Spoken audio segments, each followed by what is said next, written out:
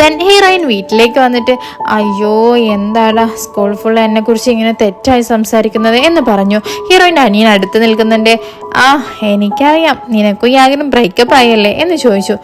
അതെ അതെ, ഈ കാര്യം നിനക്കും മനസ്സിലായോ? ഇപ്പൊ ഞാൻ എന്താ ചെയ്യാ എന്ന് പറഞ്ഞു.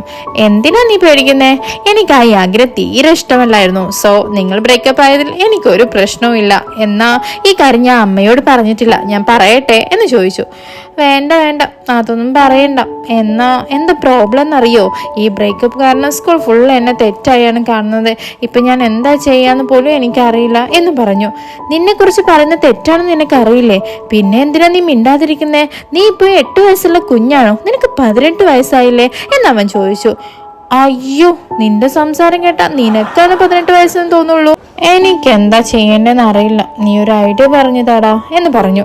ആക്ച്വലി എന്നെ കുറിച്ചാണ് ഇങ്ങനെ സംസാരിക്കുന്നെങ്കിൽ ഞാൻ വാപ്പൂട്ടി മിണ്ടാതിരിക്കില്ല, നീയോ അങ്ങനെ ചെയ്യേ എന്ന് പറഞ്ഞു.